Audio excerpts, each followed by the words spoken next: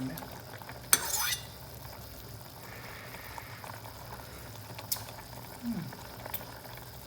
แซ่บเผ็ด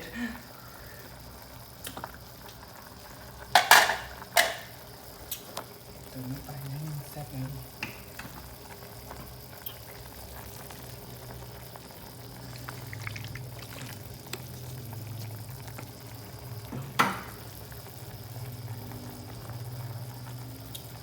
อันนี้เขาเอิ้นว่าต้มเค็มลูกซีนต้มไข่ใส่ลูกซีน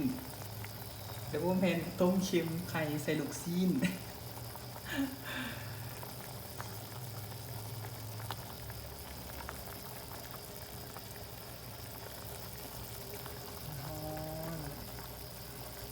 ถ้าอยากสามารถคอมเมนต์ได้เด้อเป็นวิดีโอทวิตของซ่องเฮา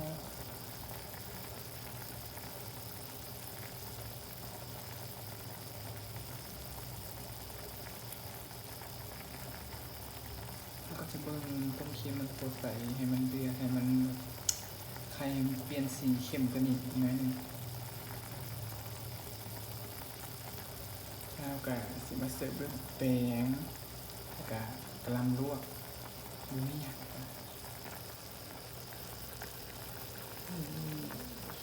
แซ่บบอก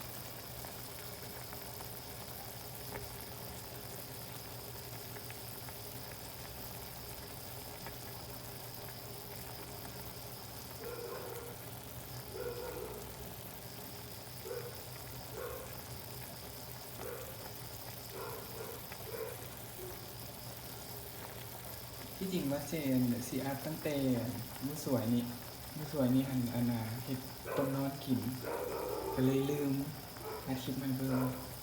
ก็เลยว่าตอนนี้เห็ดต้มเค็มกินก็เลยถ่ายต้มเค็มหมูเป็นไปซะ